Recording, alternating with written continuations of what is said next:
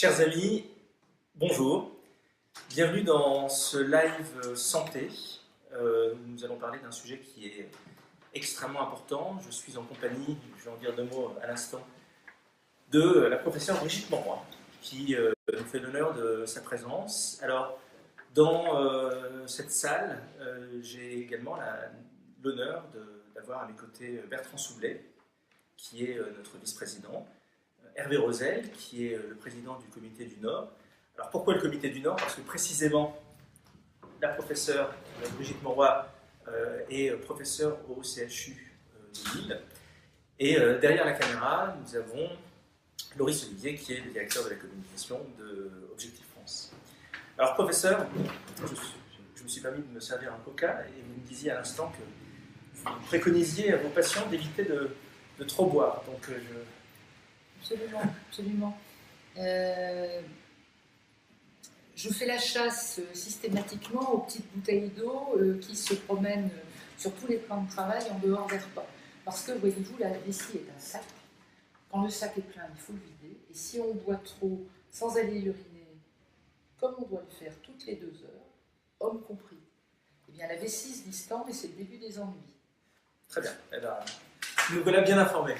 Alors, la santé, c'est quelque chose d'essentiel puisque la base de notre contrat social, on le sait, c'est la sécurité en général. C'est-à-dire que l'être humain s'est réuni en société pour être en sécurité. Alors, la sécurité, c'est évidemment la sécurité physique, c'est-à-dire la police, la défense nationale, la justice.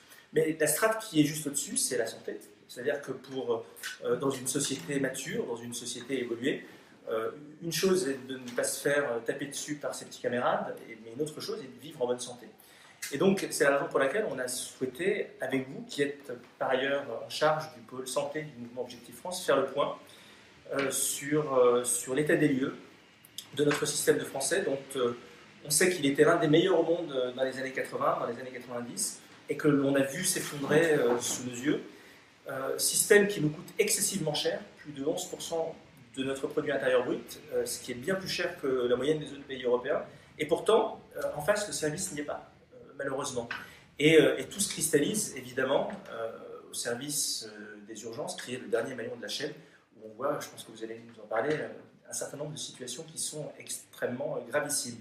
Et vous allez nous démontrer ce soir comment on peut faire mieux, et pas forcément en mettant plus d'argent sur la table. Parce que vous connaissez le sujet qui nous anime, qui est celui de la gestion des dépenses publiques, du fait qu'on n'a pas forcément les moyens de tout faire. Eh bien, la professeure Brigitte Monroy va nous démontrer les raisons pour lesquelles on peut avoir en France un système de santé plus mature, plus moderne, plus flexible, projeté vers l'avenir et qui nous coûte moins cher. Professeur, je vous donne la parole. Redoutable enjeu. Je vais essayer de vous le démontrer. Merci. La France fait maintenant partie, malheureusement, des pays où les inégalités de recours aux soins sont les plus fortes. Pour des raisons qui sont d'abord des raisons d'information. Moi, je reçois tous les jours des appels téléphoniques de gens qui me demandent qui aller voir dans une circonstance X ou Y parce qu'au fond, ils n'ont pas d'information. Pour des raisons qui sont géographiques. Parce que dans un rayon de 30 minutes d'un centre hospitalo-universitaire, les chances de survie sont maximales et il existe une diminution exponentielle au-delà de ces 30 minutes de déplacement avec des chances de survie qui s'amenuisent de façon considérable au fil des minutes que l'on passe. Et puis surtout, une inégalité aux soins pour des raisons qui sont organisationnelles. Parce que la prise en charge est maintenant assurée trop souvent par des services d'urgence qui sont engorgés par 80% de bobologie et de pathologies médico-sociales que personne pour l'instant ne peut organiser, mais qui plombent réellement le budget de notre système de soins. 80%. Alors, 80%. Pour, au fond, vous faire prendre conscience de la situation, mais que chacun d'entre vous a peut-être déjà vécu, je vais peut-être utiliser un mode humoristique, vous allez voir en essayant de vous jouer un petit sketch. Alors le sketch est le suivant, vous imaginez que j'ai 75 ans, je ne le fais pas. je suis insuffisante cardiaque et j'oublie, parce que j'ai 75 ans tout simplement, de prendre mes médicaments, mais j'oublie aussi parce qu'on ne m'a jamais dit qu'il fallait les prendre tous les jours. Et je me retrouve donc en poussée d'insuffisance cardiaque. J'arrive dans un hôpital général, à sa section d'urgence, où je suis accueillie par un urgentiste étranger qui maîtrise mal le français. Ce n'est pas un propos raciste, ça représente 50% des urgentistes en France aujourd'hui pour des problèmes de formation antérieure, nous allons y revenir. Il ne sait pas bien faire le diagnostic, mais au bout d'un petit moment, il constate quand même que je ne suis pas très bien, et il va finir par me trouver un lit d'hospitalisation dans le service de pneumologie. Alors les pneumologues, ils me voient arriver, mais ils en ont assez, les pneumologues. Il y a 30% de personnel soignant en pneumologie, comme dans les autres services partout en France, qui font des burn-out. Ils en ont assez d'accueillir des patients relevant de la cardiologie. Donc je suis plus ou moins bien reçue, et puis finalement on me met dans un lit. Manque de chance, c'est vendredi soir. Le cardiologue dont j'ai besoin ne passera que le mardi, parce que lui de son côté est débordé, il doit partir, il doit aller partout dans l'hôpital pour essayer de retrouver ses petits qu'il ne peut pas héberger dans le système de cardiologie, dans le service de cardiologie. Quelques jours encore vont se passer pour que le traitement antihypertenseur améliore progressivement mon état, et finalement je vais passer une dizaine de jours, ce qui représente absolument une fortune, pour une poussée d'insuffisance cardiaque. Mais il y a pire, manque de chance. La seule personne qui, en l'état, aurait pu me rendre service, c'est le diététicien, tout d'abord, qui aurait pu m'apprendre que le sel, c'est pas bon quand on est insuffisant cardiaque, et qu'il faut peut-être modifier la façon de faire la cuisine à la maison. Et puis surtout, l'infirmier qui est en charge des actes d'éducation thérapeutique, mais manque de chance, il est en RTT.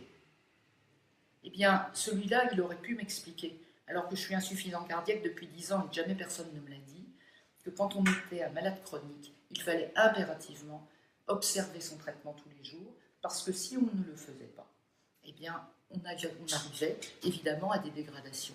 30% des malades chroniques qui sont en inobservance thérapeutique, plus exactement les malades chroniques qui oublient de prendre leurs médicaments, pour parler plus simplement, représentent 30% des entrées à l'urgence. C'est considérable. Et pourquoi est-ce qu'ils ne sont pas pris en charge par leur médecin traitant ? Vous nous disiez, professeur, que le poids des dépenses de santé était de 240 milliards d'euros. Absolument. 50% de ces 240 milliards sont, j'en étais restée là à l'instant, sont dépensés par 5% de la population. Et moi j'observe qu'aucun politique précédemment n'a appliqué le raisonnement simple qui consiste à dire, mais puisque 5% de la population absorbe 50% des finances, occupons-nous d'organiser ces 5%.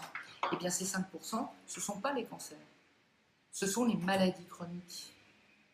Ce qui, en d'autres termes, revient à dire qu'il faut organiser le parcours de soins du malade chronique. Alors il faut organiser tous les parcours de soins, mais notamment celui du malade chronique, mais au prix, ce qui n'est pas fait actuellement, d'une concertation entre le médecin généraliste, la ville, l'hôpital, les structures médico-sociales. Et pour que ce parcours de soins soit correctement apprécié et surtout respecté, il est absolument évident qu'il faut le définir avec les professionnels de santé. Le deuxième point, d'une mesure immédiatement applicable et qui ne coûterait rien et qui remènerait beaucoup, c'est lutter contre la fraude sociale, sport si typiquement français, que l'on évalue quand même entre 800 millions et 2 milliards d'euros, ce qui n'est pas si mal. On est probablement largement au-delà de ça, mais je ne vais pas m'aventurer dans ces chiffres. Cette fraude sociale mine notre système d'assurance maladie. C'est certainement l'utilisation frauduleuse des cartes vitales, mais pas que, et de loin pas. C'est aussi les arrêts de maladie injustifiés, c'est aussi les fraudes à la CMU, c'est aussi les prestations fictives de la part des professionnels de santé. Et il est évident qu'il faut donner de façon évidente, en faisant une priorité politique, la possibilité aux caisses d'assurance maladie d'augmenter fortement les sanctions pour régler ce problème.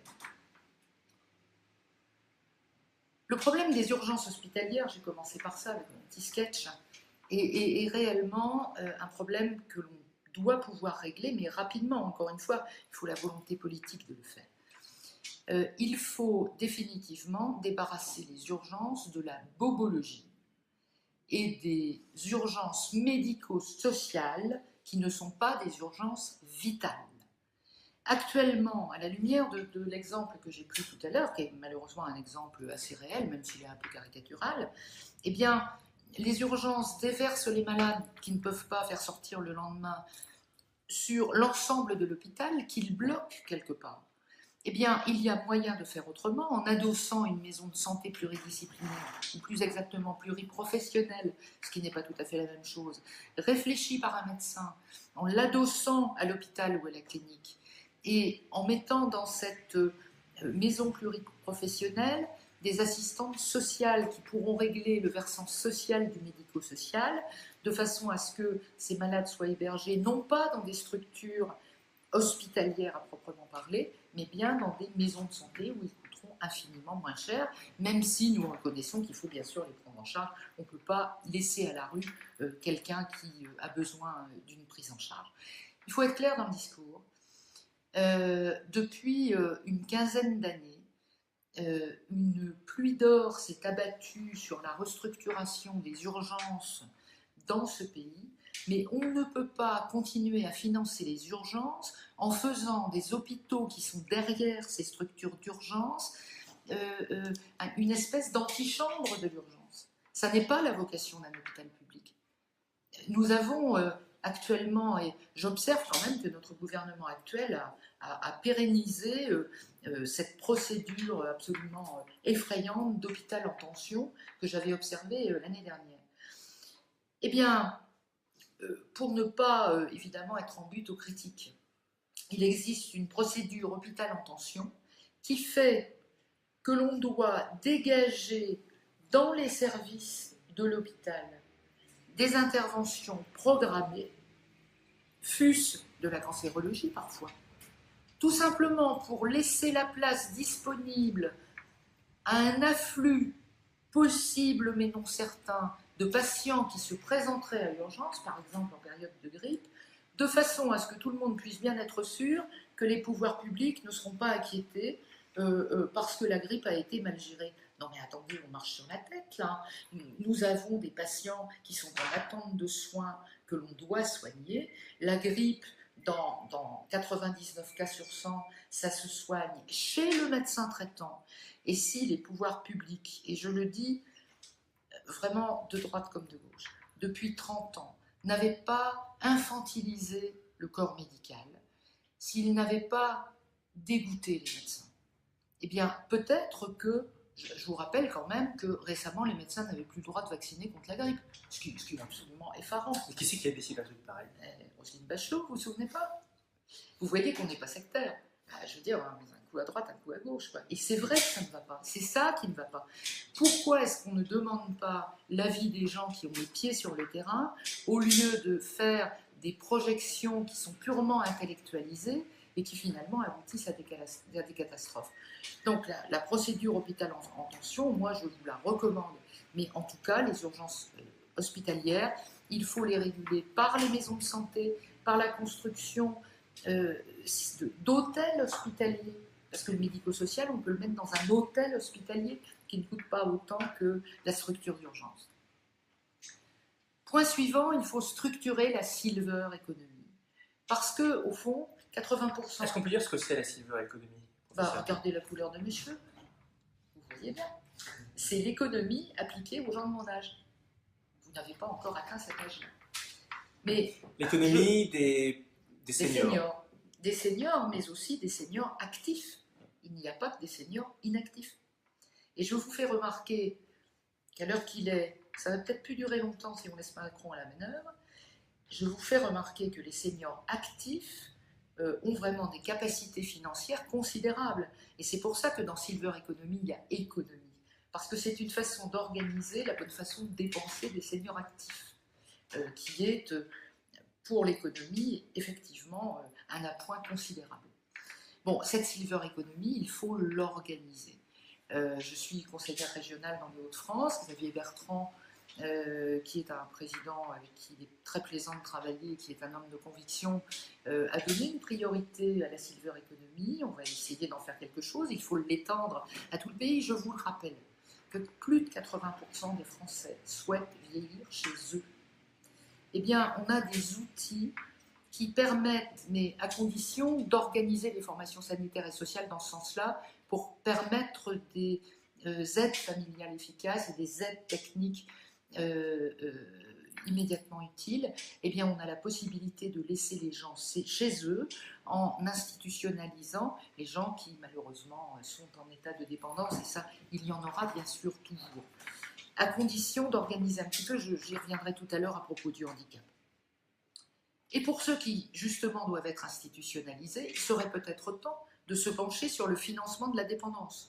Chose que nous avons réfléchi déjà, n'est-ce pas, et pour laquelle nous vous proposerons très bientôt des solutions, parce que le financement de la dépendance nécessitera évidemment un petit surcoût qu'il faut calculer et mettre en œuvre dès maintenant, de façon à pouvoir soulager les familles. Vous savez que le reste à charge sur les maladies neurodégénératives pour une famille, que le patient soit institutionnalisé ou pas, est de 1 500 € par famille, ce qui est tout à fait insupportable. Or, là encore, au prix d'une organisation et au prix d'applications informatiques assez simples et qui ne coûteraient pas forcément très cher, eh bien, on peut éventuellement organiser davantage cette institutionnalisation et ce financement de la dépendance.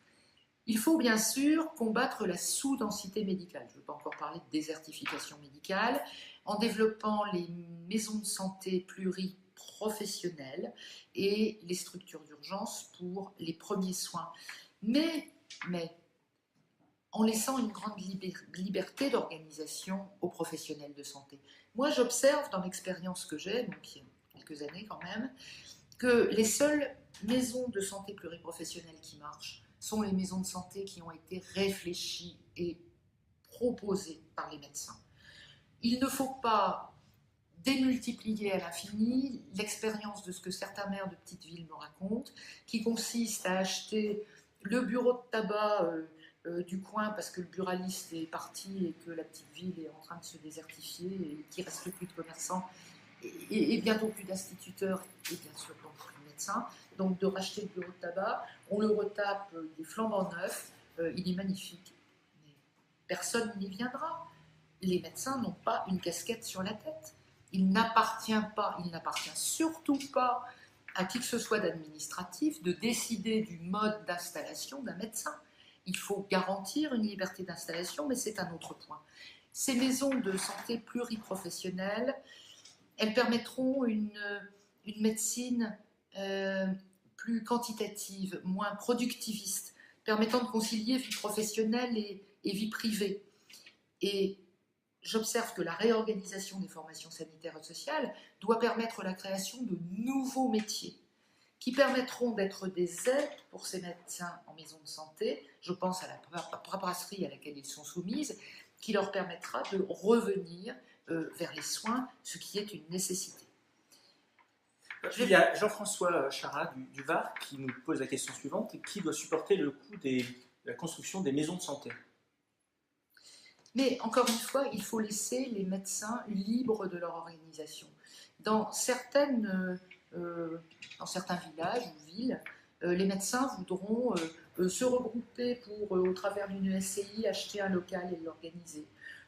Ailleurs, ils feront le tour d'un partenariat entre l'hôpital, la région, le département, qui sais-je encore, pour essayer de financer la totalité de la maison de santé.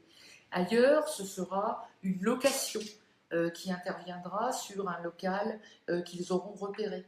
Donc en fait, ce que vous dites, et c'est très intéressant, c'est que les médecins doivent se mettre en situation d'entrepreneur en fait. Les médecins doivent être des entrepreneurs. Et il faut laisser les médecins redevenir des entrepreneurs. Ce qu'ils ont cessé d'être. Alors, c'est vrai pour les médecins généralistes, mais quand on parle de certaines spécialités, comme par exemple les radiologues, là vraiment, ils sont confrontés à des problèmes d'entrepreneuriat, mais en permanence. Et cette partie de leur activité a malheureusement été supprimée par la bureaucratie qu'on leur inflige. Il faut supprimer ça. Parce que, à force de leur imposer ce harcèlement administratif, on les éloigne du soin, mais surtout, on les décourage. Il faut réapprendre aux médecins à aimer la médecine. Et nous savons comment faire. Nous savons comment faire. Donc ça veut dire que quand un gouvernement fanfaronne en disant je vais créer X milliers ou centaines de maisons de santé, c'est de la démagogie. C'est non seulement, c'est pas de la démagogie, c'est de l'affichage, oui, c'est de la démagogie. Nous sommes d'accord, on ne va pas le dire devant tout le monde, enfin, il faut que ça reste entre nous. Non mais on est entre nous. Ouais, voilà. Bien sûr que c'est de la démagogie, parce que j'ai entendu parler de 200 000 maisons de santé. C'est une vue de l'esprit. Il y a les 3/4 des maisons de santé qui vont rester vides, et vous allez accroître le déficit de la sécurité sociale ce faisant. Mais enfin, écoutez, mais au fou, les seules maisons de santé qui marchent, les seuls outils informatiques qui marchent, ça me fera une transition avec la télémédecine, qui est quand même un succès retentissant, un échec retentissant et dont je vais vous parler, ce sont évidemment les procédures, les projets qui ont été prévus par les médecins. Alors justement, en matière de télémédecine, eh bien, moi j'observe que depuis 20 ans, toute l'informatisation de la médecine est un échec absolument cuisant. Et j'en veux pour exemple le DMP. Alors le DMP, c'est dossier médical partagé. Depuis 20 ans, il y a eu des dizaines, voire des centaines de millions d'euros qui ont été dépensés sur ce DMP, qui aujourd'hui n'est pas utilisé par les médecins. Aujourd'hui, le DMP, pour ne pas être mis à la poubelle, est utilisé par les caisses d'assurance maladie qui en font un outil de maîtrise comptable des dépenses de santé. Ce n'est pas du tout l'objet. Et vous savez pourquoi ça ne marche pas? Eh bien, moi, je vais vous le dire. Au moment où les dossiers médicaux partagés ont été élaborés, ils ont été réfléchis par les administratifs et des boîtes d'informatique qui développaient le projet. Quand tout ça a été fait, on est venu amener le produit clé en main en proposant aux médecins une plateforme informatique dans laquelle il est le spectateur, mais dont il n'est en rien ni le modérateur ni l'animateur. Jamais un procédé informatique, tel qu'il soit, ne marchera si le développement se fait à ce prix-là. Les médecins doivent être les acteurs du soin. Et quand j'entends ce qui se dit actuellement, les plus grandes inquiétudes quant à la télémédecine.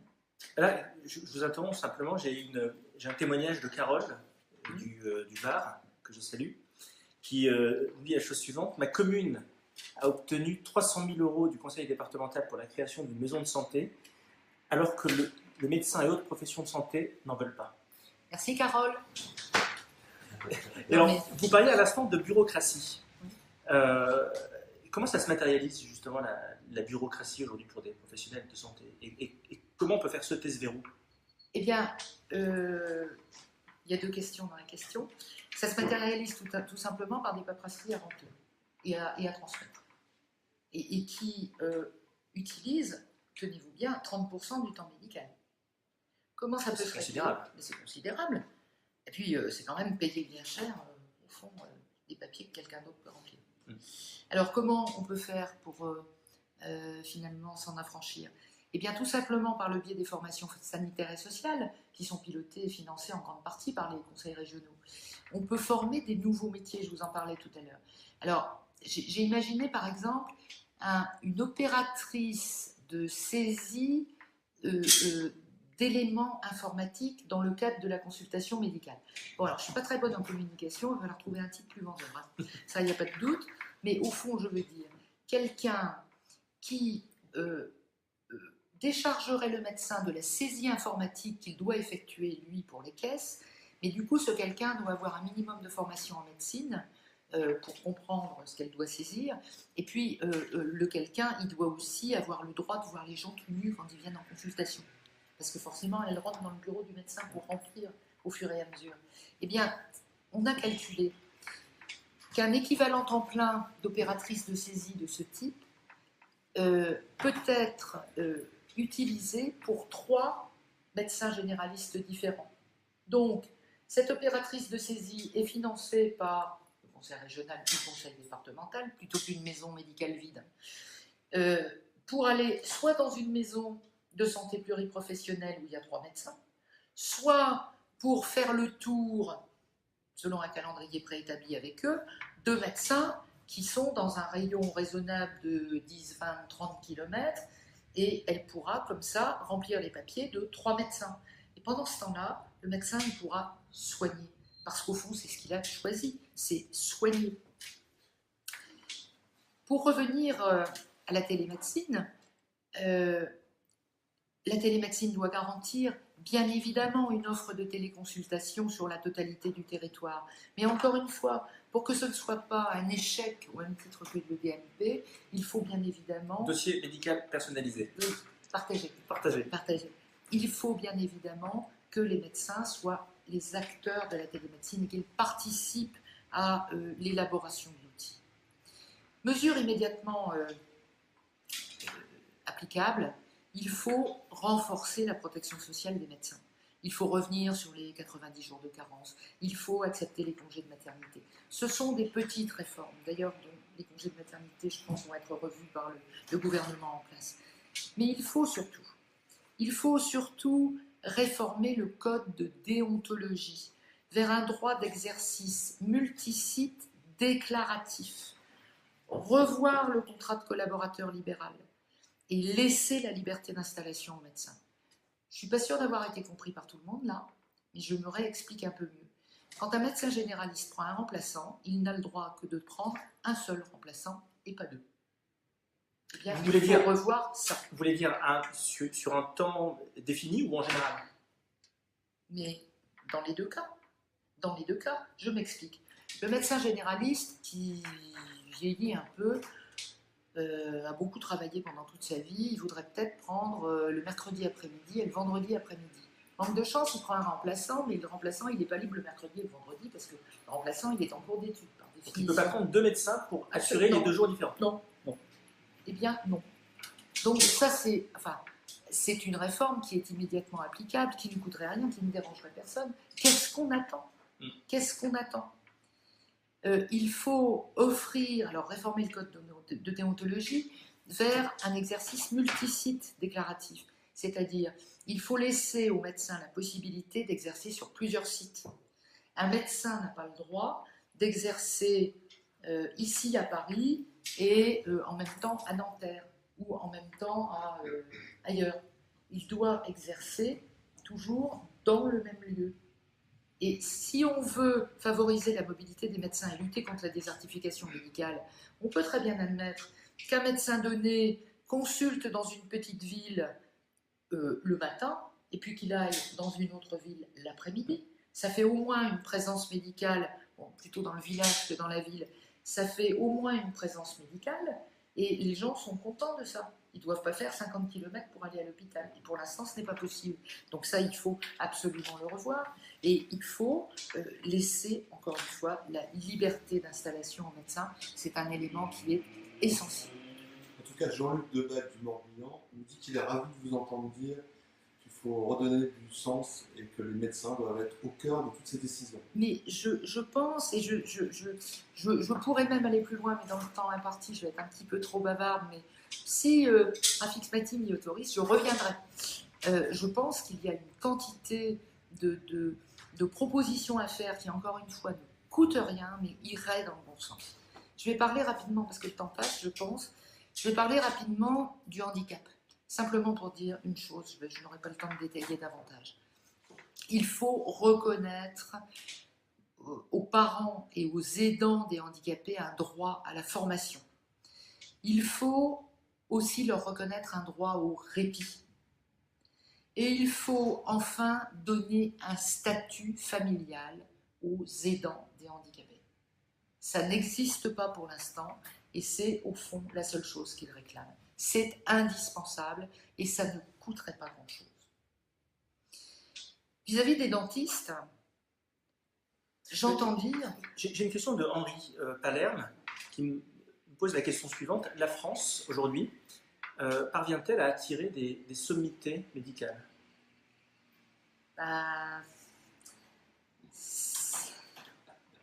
Alors, oui et non. Oui et non. Parce que, d'abord, nous gardons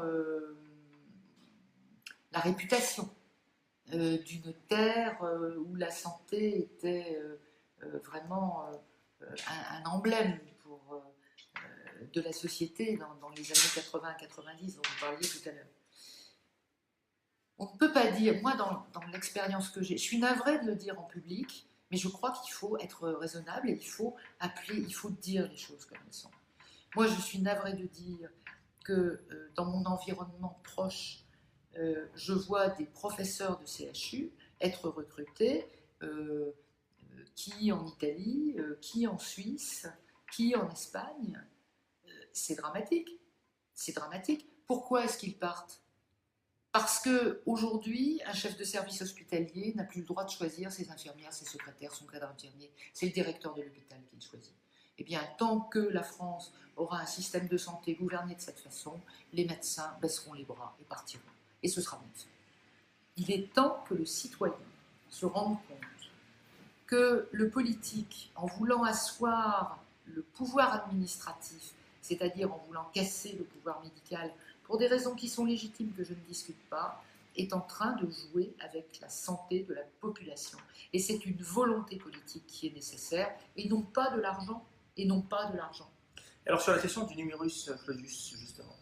Alors justement, ça c'est la réforme qui va être utile dans 10 ans. Mais si vous me permettez, et je vais y venir, si vous me permettez simplement de finir sur les dentistes, moi j'entends que le reste à charge sur les prothèses va être nul dans 2 ans.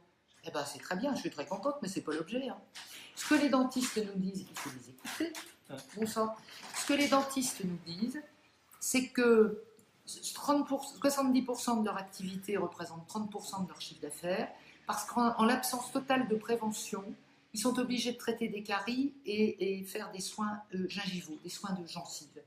Il faut développer la prévention dans les soins dentaires. Et ça, c'est aussi une volonté politique de le faire. Et si on fait ça, les dentistes, ils seront contents. Ils nous l'ont dit. Les masseurs-kinésithérapeutes en sont au même point. Il faut les intégrer dans le parcours de soins pour éviter que les bronchiolites et autres lombalgies se pressent en foule aux urgences. Les bronchiolites, ça revient tous les ans. On sait comment les soigner. Et il y en a toujours autant à l'urgence. Tout ça parce que les masseurs-kinésithérapeutes sont exclus du parcours de soins, puisque par définition, ils n'existent pas. Les pharmaciens sont très malheureux. Les pharmaciens, ils sont en train de mourir. Il faut être clair dans le discours. C'est un sujet qui est cher à Gilles Boussac, que je salue. Qui nous représente dans les Bouches-du-Rhône. Il faut... Excusez-moi, je profite d'une question dont je ne comprends pas le sens de la question, mais justement, vous allez nous éclairer.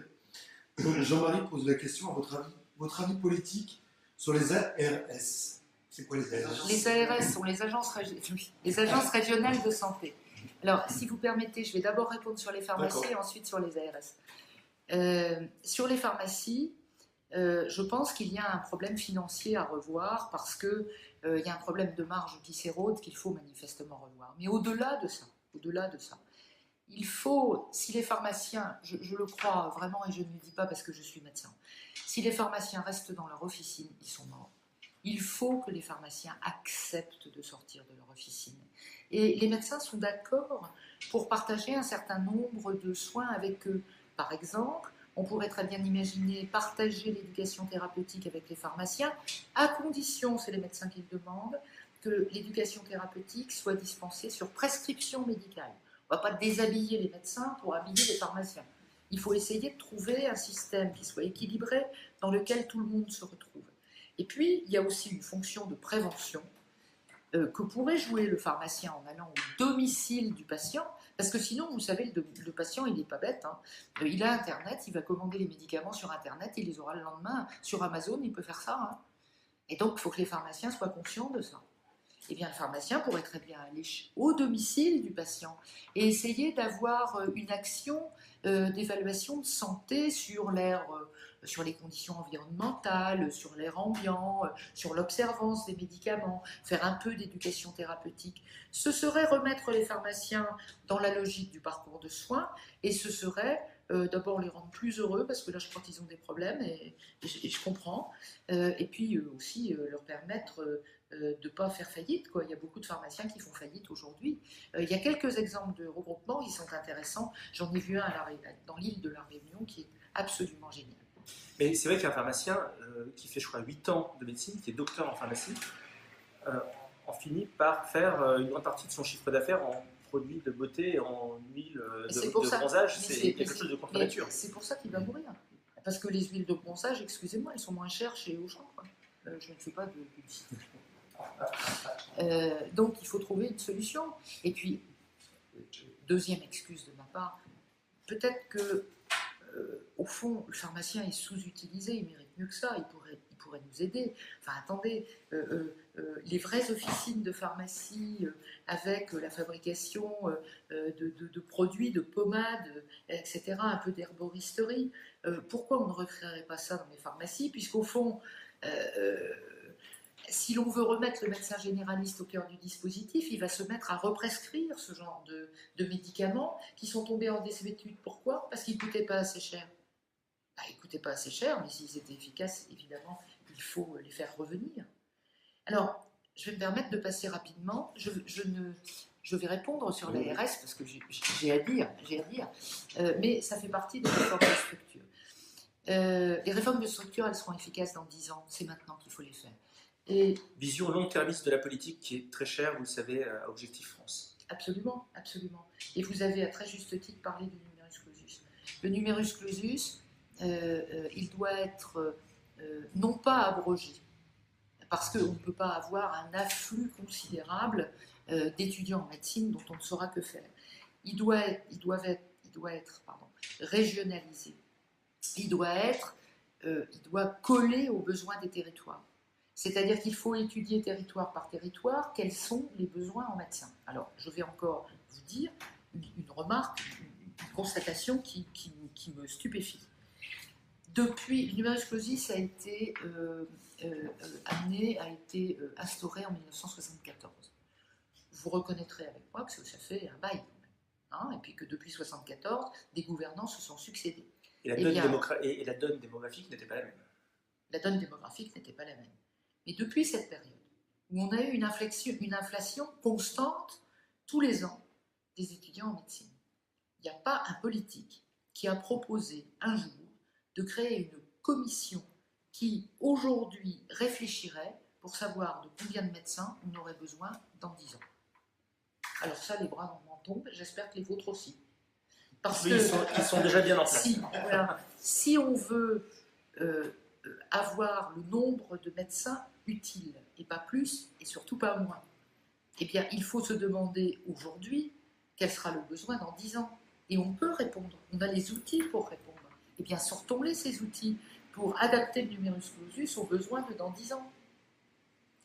Il y a un deuxième point. Ça, c'est immédiatement applicable. Mais il faut aussi une formation médicale plus professionnalisante. Vous voyez, moi, je suis professeur des universités, c'est un titre dont je suis très fière, mais je suis urologue, je fais de la chirurgie qui est spécialisée. Je vois passer dans mon service des externes qui seront les futurs médecins généralistes. Eh bien, excusez-moi, moi, je crois que les externes qui viennent chez moi, ils apprennent moins leur futur métier de médecin généraliste que c'est chez les médecins généralistes eux-mêmes. Il faut faire de la formation en cabinet, évidemment. Ça aura aussi l'avantage d'ancrer l'étudiant dans son territoire, dans le territoire où il fera son stage médical. Et peut-être que c'est un des éléments qui permettra de lutter contre la sous-densité médicale. Et pourquoi ça n'a jamais été... Ça paraît tellement évident quand vous me dites... C'est l'histoire de l'œuf de Christophe Colomb. Bien sûr que c'est évident. Et bien sûr que ça ne coûte rien. Pourquoi est-ce qu'on ne commence pas de là? J'ai, sans déborder sur mon temps de parole, j'ai une autre proposition à vous faire. Il est interdit à un étudiant en cours de DES, je vais le faire simple parce que en cours de spécialisation, d'interrompre son stage hospitalier pour faire un remplacement. Il n'a pas le droit. S'il veut faire un remplacement en dernière année d'études, il prend des vacances. Et puis pendant ces vacances, il fait le remplacement. Oui, enfin, sauf que s'il est futur médecin généraliste, c'est chez le médecin généraliste qui remplace qui va apprendre son métier, avec la possibilité de téléphoner au copain si jamais il a un problème. Et bien ça, il ne peut pas. Eh bien, moi, je pense avec vous, et vous le savez bien, qu'il faudrait créer une espèce de droit opposable au remplacement pour les dernières années de spécialisation, qui ferait que sur un stage d'interne de 6 mois, excusez-moi c'est un peu technique, sur un stage d'interne de 6 mois, chaque interne ou chaque futur spécialiste aurait droit à 1 mois de remplacement, ce qui lui ferait 5 mois en hôpital, mais 1 mois sur le terrain. Et c'est là qu'il apprendrait son métier. Et ce que nous dit Pierre Giraud du Tarn à l'instant, il nous dit ancrer l'étudiant dans son territoire en le faisant faire des stages chez le médecin généraliste, voilà une idée pragmatique, simple et applicable de demain. Voilà. Alors qu'est-ce qu'on attend? Et qu'est-ce qu'on reconnaissait avec moi que ça ne coûterait rien. Absolument. Et puis, ça aurait aussi l'avantage de recréer cette espèce de compagnonnage en médecine, excusez-moi, en médecine qui s'est un petit peu perdu. Et qui pourtant est tellement important pour l'apprentissage de notre métier. Et en fait, ce dont on se rend compte à travers cet exemple-là et tous les autres que vous nous avez cités, c'est qu'effectivement, quand vous disiez en introduction que vous vouliez passer d'un système où c'est l'hôpital qui est au centre à un système où c'est le médecin généraliste qui est au centre, là on comprend ce que ça veut dire. On décloisonne complètement. On décloisonne complètement, mais en même temps, il faut que les relations entre l'hôpital et la ville soient bien évidemment réfléchies. Alors, je vais en venir à une critique, franchement, que je vais émettre à la fois contre le gouvernement précédent et contre le gouvernement actuel, qui est l'organisation du système ambulatoire. On a décidé tout d'un coup, parce qu'on n'arrive pas à maîtriser la Sécu, alors qu'il y a des méthodes simples pour quand même la maîtriser, de réduire le nombre de lits d'hospitalisation. Après, on nous colle en plus des procédures hôpital en tension. Comme ça, les malades, on les met où? Bon. On décide qu'on va faire de la chirurgie ambulatoire, c'est-à-dire, vous êtes opéré, vous entrez le matin, vous sortez le soir. Je pense qu'on fait courir quelques risques aux malades. Excusez-moi de le dire, mais c'est mon métier depuis 30 ans. Je l'affirme. Mais, comme toujours en France, on met la charrue avant les bœufs. C'est-à-dire qu'en toute logique, on aurait pu déjà commencer à organiser le retour du malade à domicile, en mettant en lien les structures d'hospitalisation à domicile, le médecin traitant, les structures médico-sociales, de façon à ce qu'il y ait des relations ville-hôpital complètement fluides. C'est-à-dire, le malade est opéré le matin, il sort à 17h, 16h ou 18h ou 17h, mais il est immédiatement pris en charge par les structures de la ville. Et bien que nenni, on décide arbitrairement, pour des raisons de logique comptable, que je ne peux pas admettre en tant que médecin, qu'on va diminuer le nombre de lits d'hospitalisation et qu'on va punir, c'est-à-dire sanctionner, les hôpitaux et les cliniques qui ne font pas assez de chirurgie ambulatoire. Alors évidemment, c'est tout à fait persuasif. Mais à côté de ça, on n'organise rien du tout du retour du malade à domicile. Mais on marche sur la tête. Faisons donc l'inverse. Et là, j'observe, alors, bon, Marisol Touraine, elle nous en a tellement fait que, finalement, venant d'elle, c'était pas très étonnant. Mais j'observe quand même qu'aujourd'hui, avec notre nouveau ministre de la Santé, eh bien, on continue à sanctionner sur les problèmes d'hospitalisation à domicile. Le système ambulatoire ne pourra fonctionner que quand l'hospitalisation à domicile sera mise au point, tournera de façon fluide, et qu'encore une fois, qui est-ce qui va retrouver le malade opéré le soir à son domicile? C'est le médecin traitant. Or, pour l'instant, le malade, il est sorti de son service d'hospitalisation, il est ramené au domicile, le médecin n'est même pas au courant. Comment voulez-vous que les soins soient assurés de façon correcte? Et encore une fois, ça ne coûterait rien. Ça coûterait juste un peu d'organisation. L'informatique, elle peut nous faire ça, mais je veux dire, une fiche ville-hôpital sur une application correctement développée, ça ne coûte rien et c'est immédiatement efficace. Alors, je vais en venir aux ARS et je terminerai là-dessus. Il faut... Rappelez-nous ce que signifie ARS. Agence régionale de santé. L'agence régionale de santé est le bras armé du ministère en région. C'est-à-dire que c'est une agence qui tire ses directives directement du ministre de la Santé et qui les applique parce que c'est des directives et qu'il faut les appliquer. À côté de ça, et c'est ça qu'il faut modifier si on veut sauver la Sécu. À côté de ça, on a des structures qui sont également adjacentes du ministère.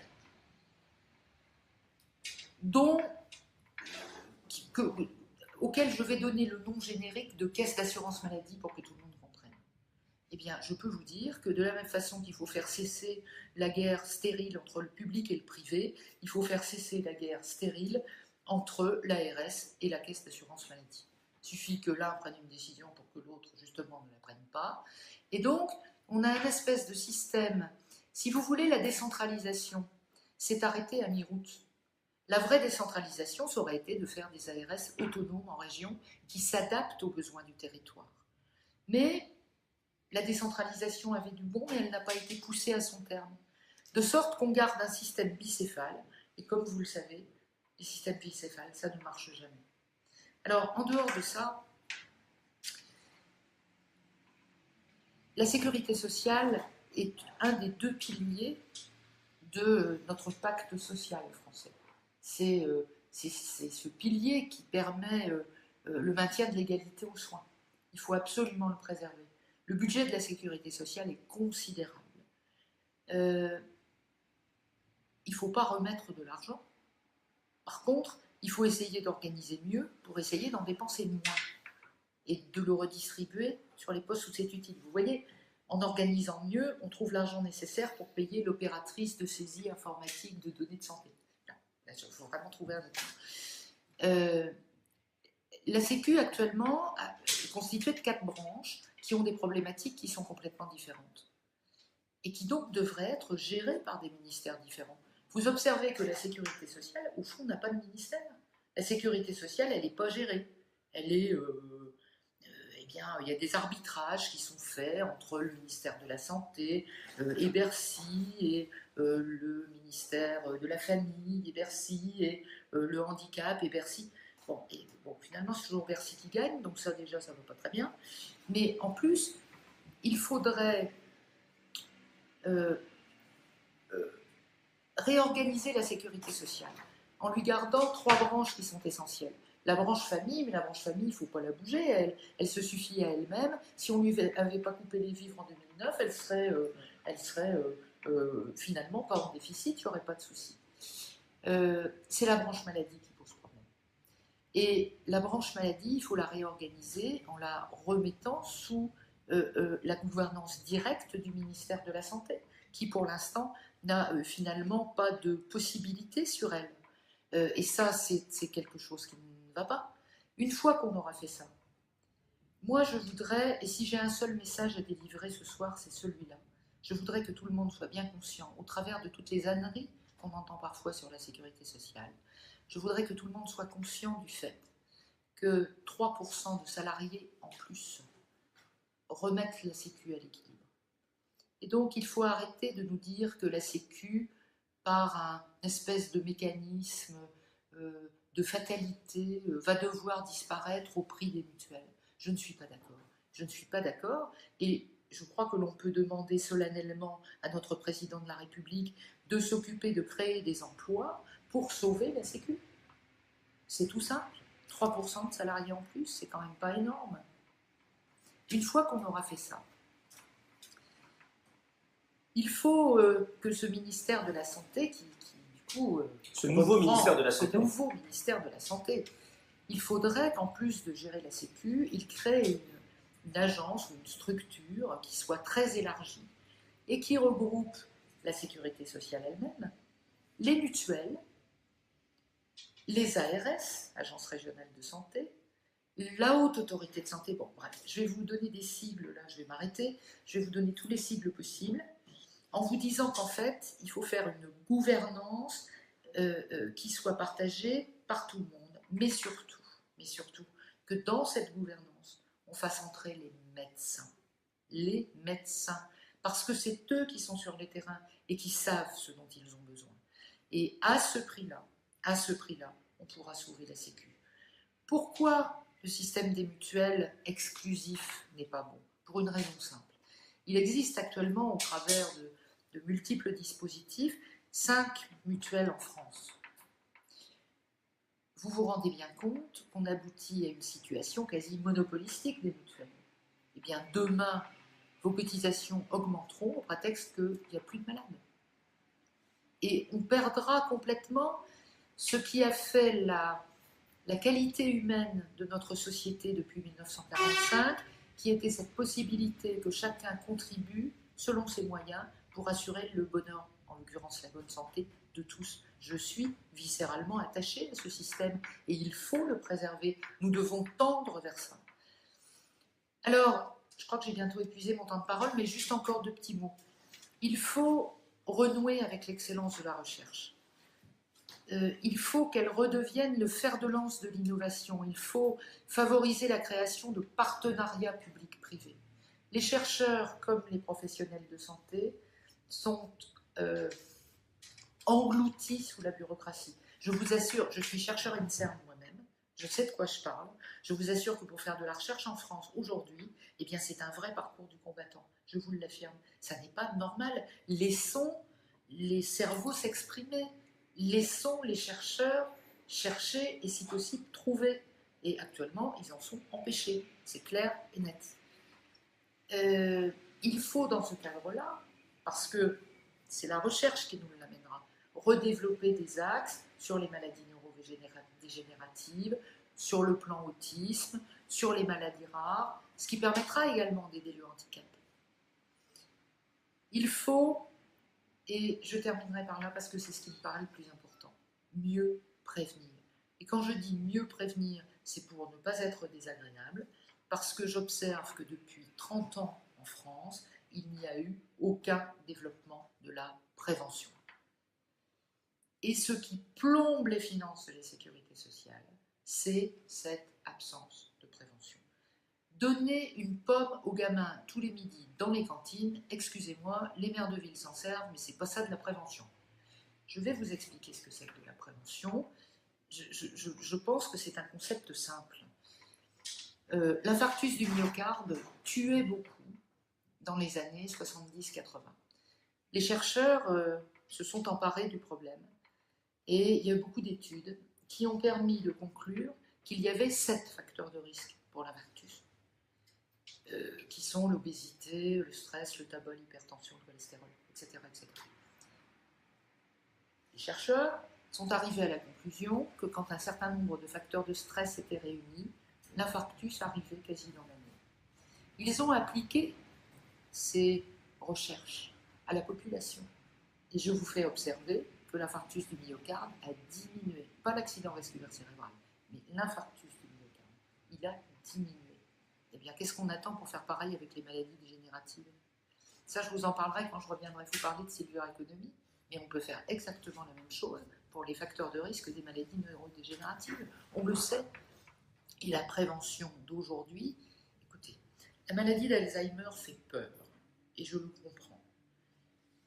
Les maladies neurodégénératives, je ne vais pas parler de la maladie d'Alzheimer, je vais parler des maladies neurodégénératives, c'est-à-dire Alzheimer et apparentés, parce que c'est un vaste ensemble et qu'il ne faut pas séparer. Eh bien, les gens qui s'en occupent, et qui sont tout à fait dignes de foi, les médecins, nous disent qu'aujourd'hui, on peut prévoir 20 ans avant le déclenchement, l'apparition des signes cliniques d'une maladie d'Alzheimer. En l'occurrence, c'est un Alzheimer. Qu'est-ce qu'on attend pour essayer de définir une population cible qui a un certain nombre de risques de développer un jour une maladie d'Alzheimer et pour lui faire une IRM? Alors, vous avez le droit de me dire, bah, ça sert à quoi? Parce que de toute façon, on ne sait pas soigner. Excusez-moi. Aujourd'hui, si on fait le diagnostic suffisamment tôt, on peut retarder de 10 ans l'apparition des signes cliniques. Si on développe la prévention, dans 10 ans, on pourra, je ne peux pas m'avancer à dire qu'on pourra supprimer la maladie, mais on pourra retarder l'apparition des signes cliniques de 20 ans. Écoutez, ça vaut le coup, c'est un bel enjeu. Et vous savez que du même coup, ça nous réglera le financement de la dépendance. Qu'est-ce qu'on attend? Et je voudrais terminer là-dessus, parce qu'il faut lancer un grand plan santé à l'école pour dépister les maladies de toute nature chez les enfants. Il faut pour cela redorer le blason des médecins scolaires, les malheureux, qui sont passés sous le boisseau des arcades administratives et qui n'ont plus aucune fonction ni aucune reconnaissance. C'est le médecin scolaire qui peut nous aider à faire de la prévention de bonne qualité dans les écoles. Il faut rembourser tous les 2 ans une consultation de prévention chez le médecin généraliste. Et bien sûr, cette consultation de prévention, elle sera valable pour tous les Français, mais il faudra la rembourser parce qu'elle prendra du temps aux médecins généralistes. Elle s'intéressera à tous les organes.